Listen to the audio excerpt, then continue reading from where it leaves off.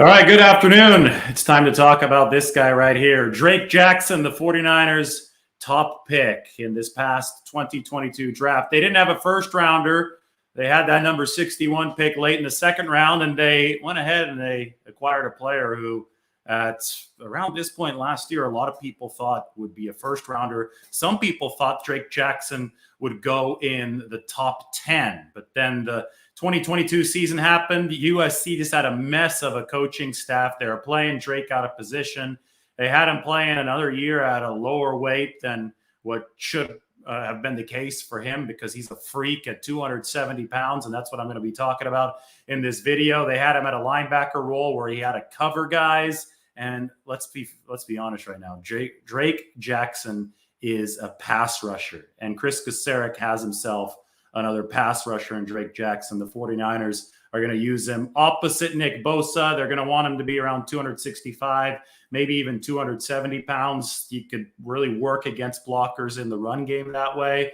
At that lighter weight, he was getting moved around a little bit with USC, and he was doing something that wasn't his specialty. He was in coverage way too often. So got a little bit of a show ready for you to talk about Drake Jackson and talk about this feature story where I discussed anything and everything with his dad, where I talked to Drake Jackson's high school coach, Matt Logan, who's been at the helm over at Centennial High School in Corona, Riverside County for 27 years. Obviously, I have some information from John Lynch. It's nearly 3,000 words. It's up on The Athletic, and I could put the link right here into the chat section for all of you.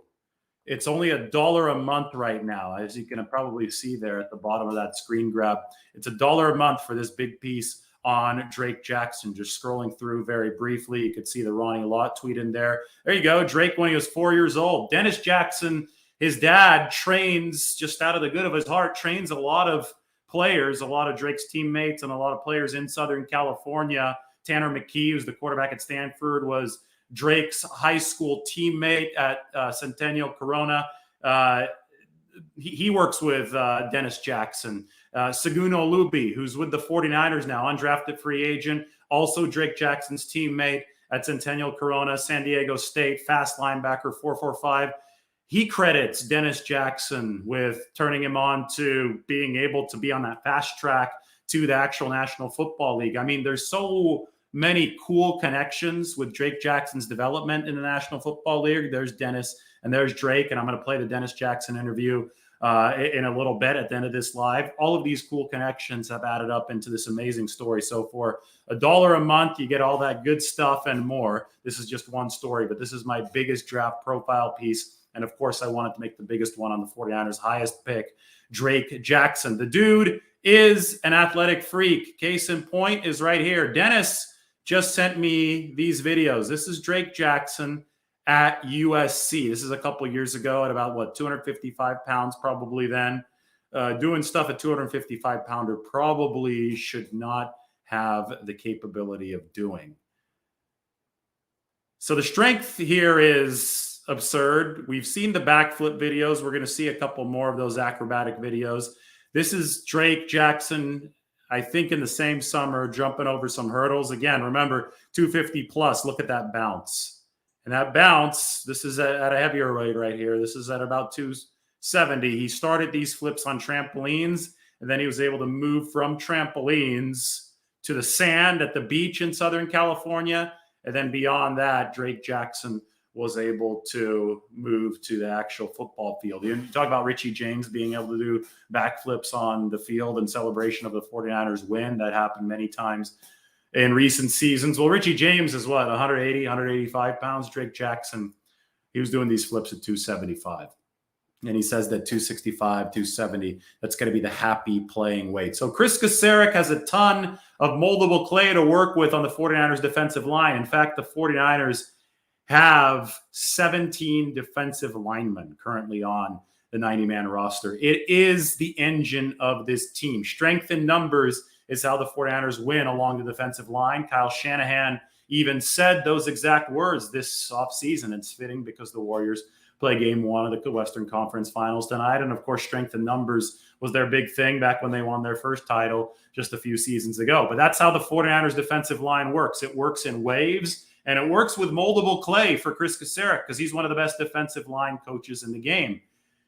You know who else is a great defensive line coach and he's a player? Nick Bosa. And Drake Jackson is going to be able to be a sponge and work with Nick Bosa. And trust me, I'm going to play this Dennis Jackson interview in a little bit, and I think you'll get the sense that Drake Jackson, his son, is going to be able to absorb all that knowledge, that coaching from both Kris Kocurek and Nick Bosa, and turn into another effective cog in that 49ers defensive line machine that is the centerpiece of this football team. We talk about so much in the story that I could here post right above for you. There it is, Drake Jackson, the USC product with the 49ers. We talk about the fact that Dennis Jackson, his dad's a Raider fan, but there's a big but, and I tether the story around this. We talk about the Drake Jackson Hospital story and a hilarious birth certificate attempt made by Dennis Jackson as far as Drake Jackson's name went.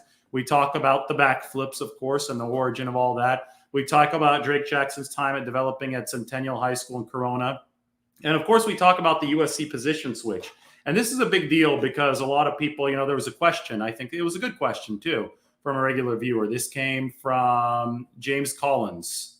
He actually deleted it earlier. So, sorry. I answered James' question, but he put it up there. He said, is there a lack of motor issue with Drake Jackson? Because there seemed to have been some disappearing acts at USC. Well, it's not a lack of motor issue. As soon as you get to know this guy's background, how hard this guy worked to get to this level, how he developed some of the freakish athleticism, you realize it wasn't a motor issue. You realize that USC was in such upheaval with the coaching staff, and it was a bad coaching staff. I mean, they're fired now. Clay Helton took a lot of heat, but they also went from Clancy Pendergast, the defensive coordinator, to Todd Orlando because Helton had to fire somebody. The school basically made him fire somebody after a disastrous season. That was Drake Jackson's first season in 2017. When they changed staffs, they had Drake Jackson, who was great as a true freshman at 275 pounds.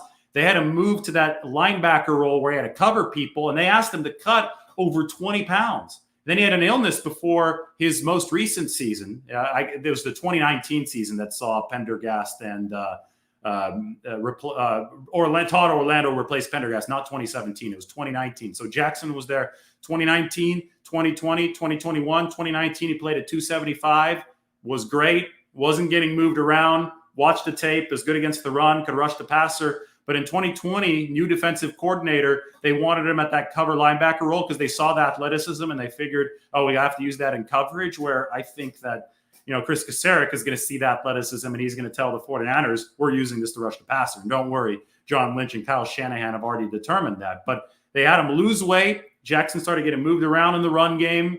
And yes, disappearing acts are going to happen if you're asked to cover guys instead of rush the passer. And that's what happened in 2020 and 2021. Despite that, Drake Jackson still had an elite disruption rate when he was rushing the passer in 2021. And the 49ers research and development department took very close note of this in 2021. Despite the fact that he was playing out of position and he wasn't playing at his ideal playing weight, Drake Jackson still led USC in tackles for loss in 2021. So this is what a more in-depth scouting report of Drake Jackson will actually lead you to find out. And that's why the 49ers are so excited about him. And, it also explains why he slid in the draft. I mean, if this guy was a standard defensive end rushing at 270 to 280 pounds throughout his entire college career, he might actually have lived up to the top 10 billing that was predicted after his freshman season and as recently as last year. But because he was playing out of position for 2 years, lower leg injury in 2021 also hurt Drake Jackson a bit. Because of that, he slid in the draft, and the 49ers were able to get him a number 61. They were tempted several times in the second round to trade up, but the 49ers held firm because they wanted to keep both of their third-round picks, and Drake Jackson fell to them. So now they have this weapon on their team. His name is Kris Kocurek, and Kocurek can yield the most out of Drake Jackson moving forward. And if that does, in fact, happen, well, boy, the 49ers are going to be in a good spot because they will have only used the number 61 overall pick for a premium pass rusher. That's the goal, right? Kris Kocurek is going to try to develop Drake Jackson in that mold. And because they didn't trade up, they also had those third-round picks they could use on Danny Gray and Tyrion Davis-Price. So good stuff for the 49ers. We also talk about Drake Jackson's draft day and how he slid and how all those machinations worked, how the calls from the 49ers worked. And of course, we talk about him being an athletic freak and all of that stuff. So Kris Kocurek has moldable clay. I talked a little bit about Dennis Jackson. I promised a video, so I'm going to play it now. There seemed to have been a YouTube processing error earlier. Hopefully there's not a YouTube processing error on this video. And because of that, a lot of you aren't getting the Dennis Jackson interview in your feed. So I figured we'd play it on this one, on this live moving forward. So go ahead and enjoy this Dennis Jackson interview from earlier.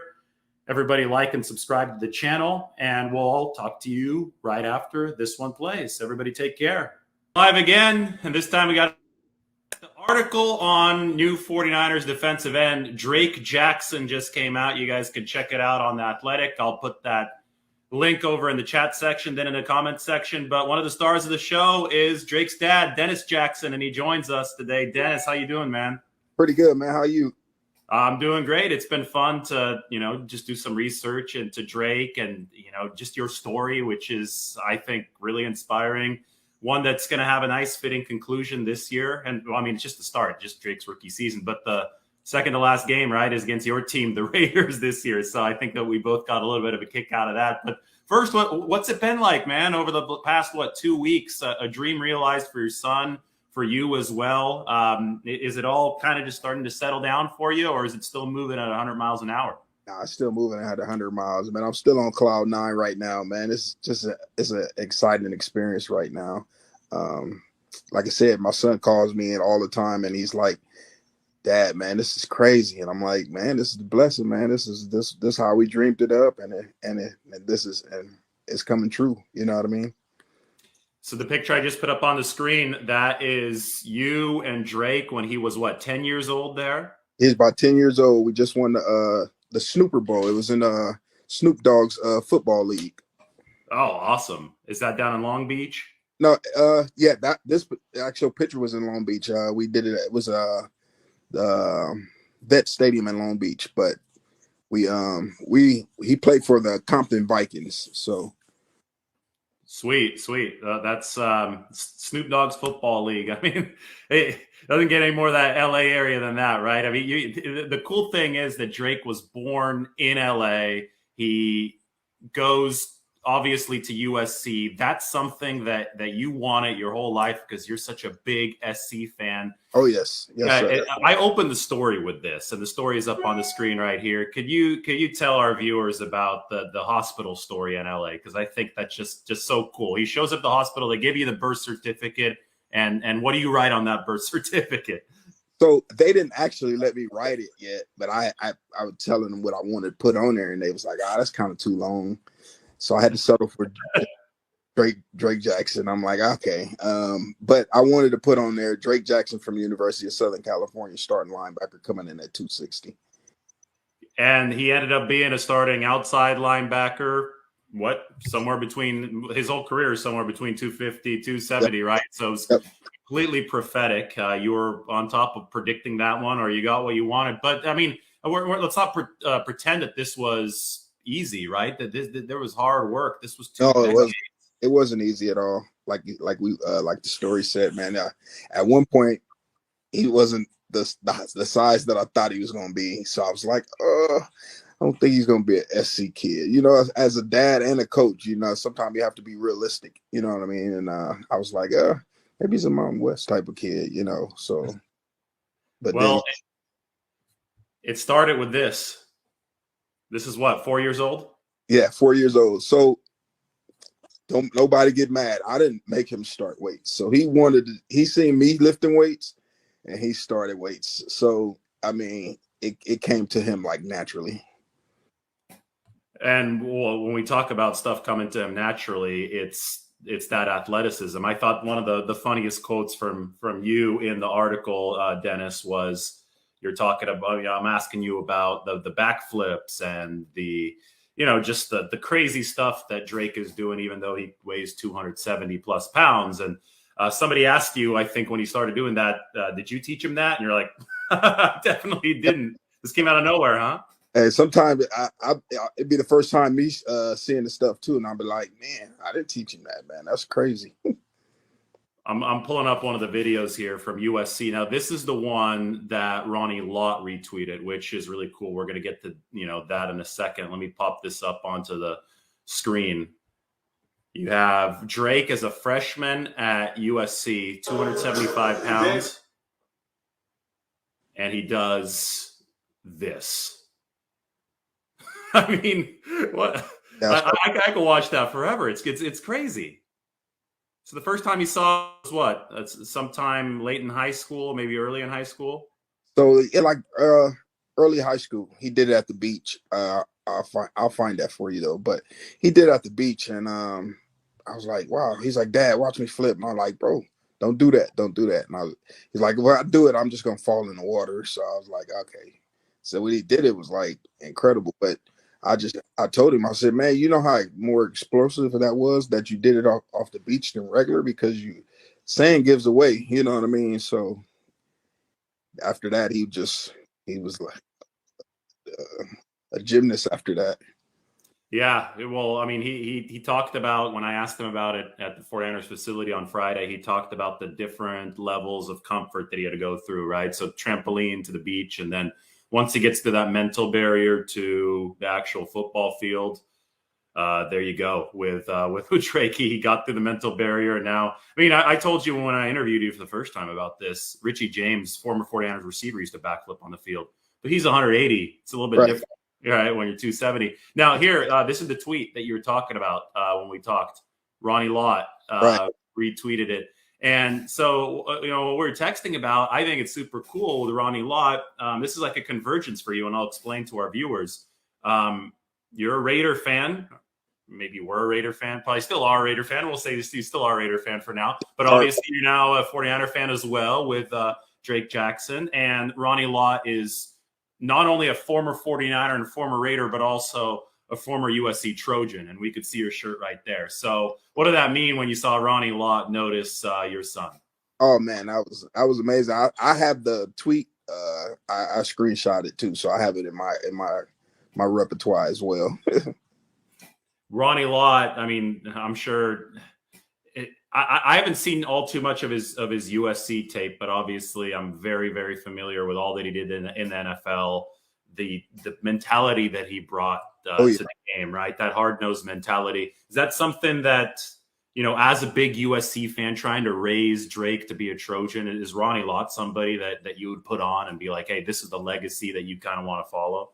Well, I wouldn't say Ronnie Lott, but I some of his toughness, like I probably explained, like he played football and it got down to it and he had to cut his finger off to continue to play. So I explained that to him. But as far as like him following his image, probably not. More of D lineman.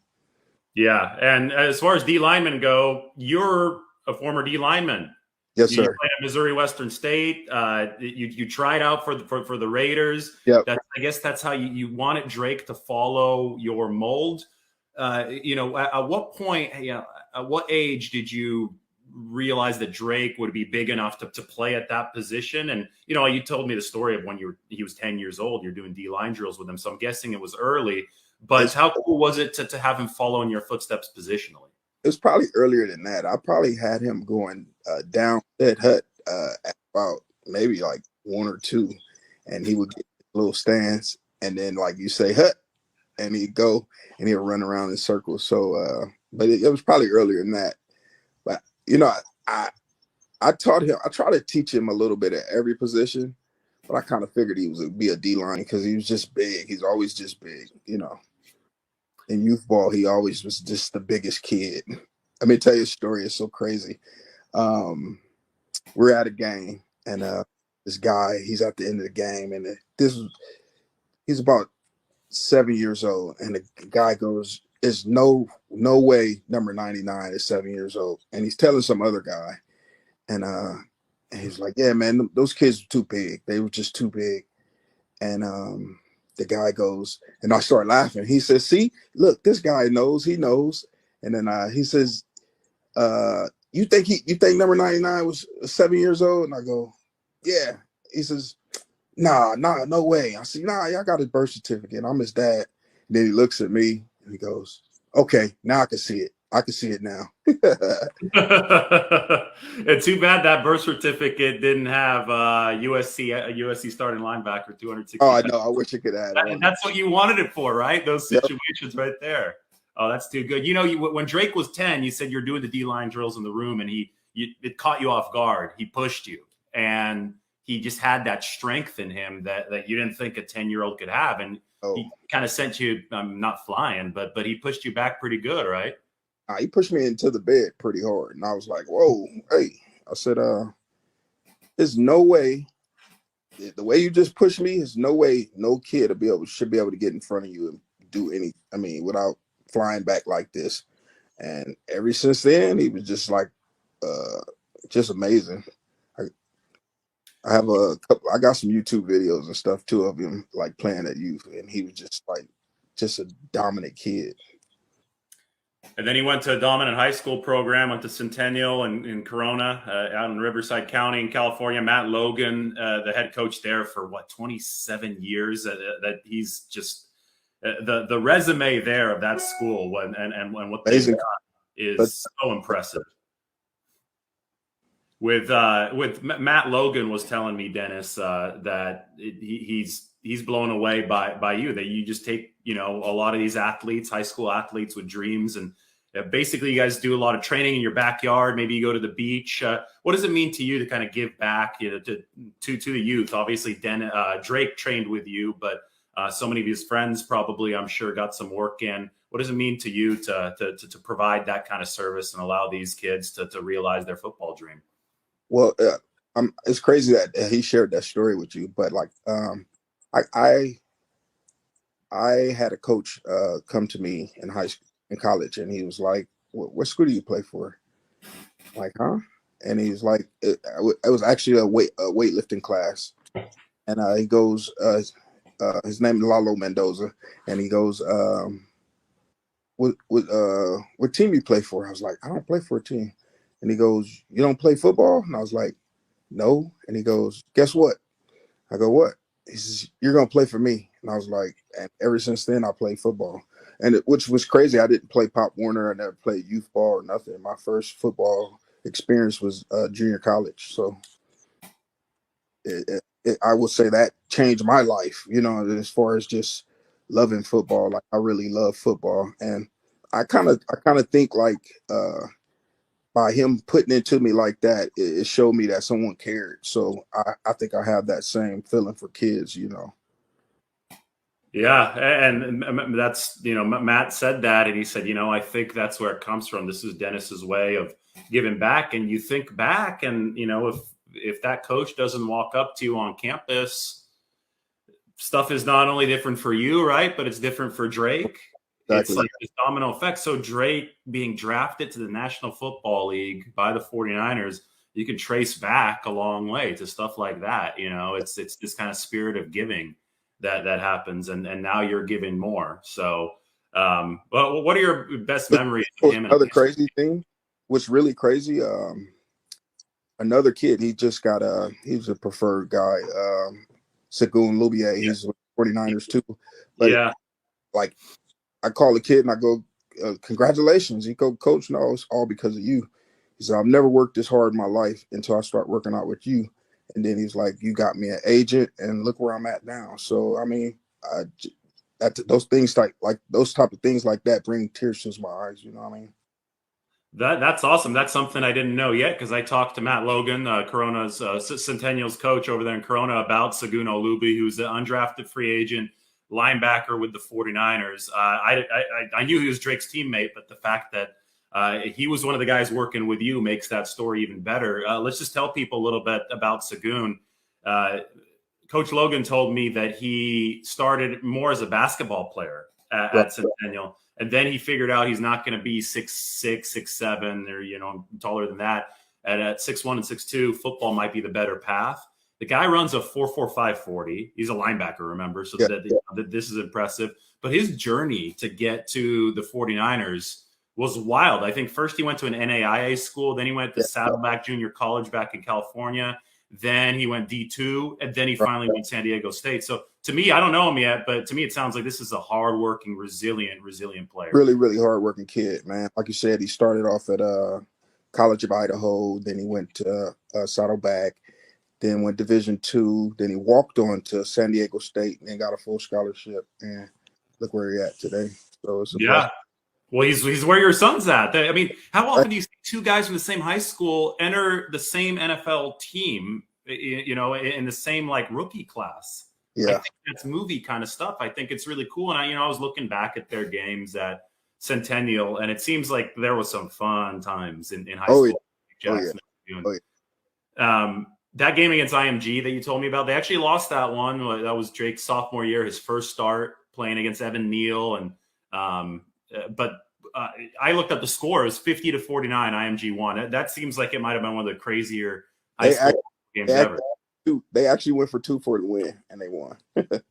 So they got the 2 IMG at the end there. Well, you got to tip your cap at that point. But those guys went undefeated that season, and they didn't. There wasn't another team that came within 10 points of them. No.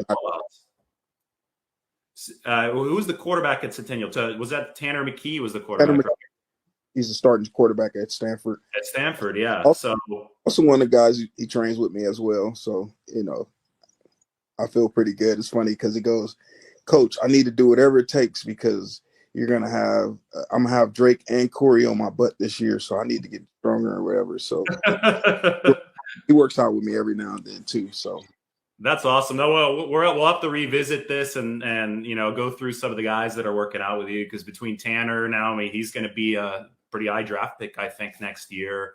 Yes. Now with the 49ers, and obviously Drake is here. I mean, these are all influences that I think probably helped Drake to get him to the point he is today, because he had to get from, we saw the weightlifting picture when he was 4 years old. He had to get from that point to first high school, then college. Then when he signs to SC, knowing the hospital story at birth, of the birth certificate thing, that had to be kind of a full circle moment for you. What was it like when you saw Drake put on that USC uniform for the first time?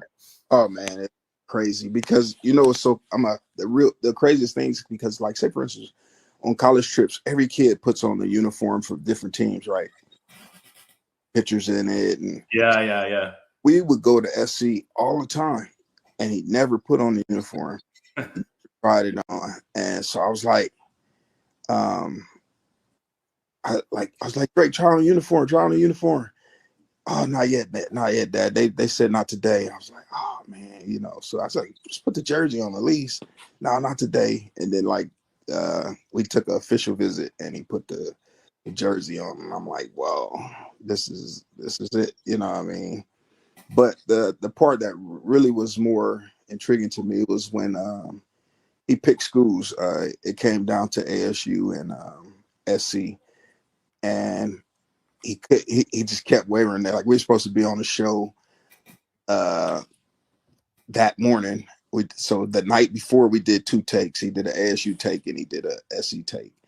And that morning I go, it's 10 o'clock. You have to pick a thing because the show started at 12. And I said, you have to pick a school. And he's like, I'm not sure yet, Dad. I'm not sure yet. So I was like, I'll call you back in like 15 minutes. So call him back like 15 minutes. Then he picks SC. And then he calls me back 10 minutes later and he goes, no, I can't go to SC, Dad. I was like, why not? I said, well, you got to call the school and tell them you ain't going. And then like last minute, we were sitting in Coach Logan's office, and we're watching the show. And he just walked out the room. And when he came back, so I thought he was going to pick ASU, and then he goes, for the next 4 years, I'll be attending USC. And man, like I said, uncontrollable, just like when he was picked to the 49ers, the tears just come down my eyes, man. Wow. And you get that kind of experience once every 3 or 4 years now. You get it first with the commitment to USC, then he's drafted obviously into the NFL. And I mentioned a little bit earlier,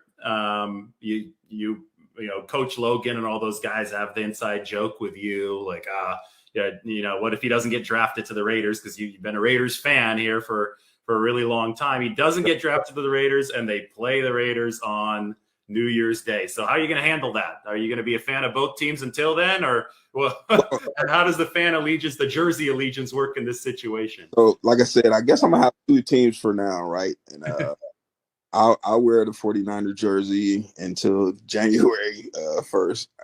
I got something in the works, man. I'm gonna just tell you that it's gonna be exciting. Yeah, we're going to keep it quiet. Yeah, I got the energy from you. We're going to keep it quiet. We're going to keep it quiet. All right, Dennis, thanks so much for your time. We got to run now, but it was awesome just getting you on here for a few minutes. I hope that a lot of family members and friends today, they all get to see the article on Drake and all the great work that you've done with him. Thank you so much for this article. Thank you so much. Awesome. Thank you, Dennis. All right, this is Dennis Jackson, Coach Dennis Jackson. Drake Jackson's dad. Drake Jackson, obviously, number 61 overall pick for the 49ers. Everybody, go ahead and check out the article. I'm going to pop it up on the screen one more time for you. There it is. That's Drake. Last week, when I got to meet him in person, he was an awesome interview. Dennis was an awesome interview, and their story is really, really good. So check out the comment section. That there's a link right there to the article in Athletic, I believe, that you could subscribe now for $1 per month. And it's a nice 3,000-word article. So there's a lot of good stuff. We just scratched the surface in this interview. All right, everybody have a great day. Thank you to Dennis. And thank you to everybody for watching. Like and subscribe to the channel. We'll talk to you next time.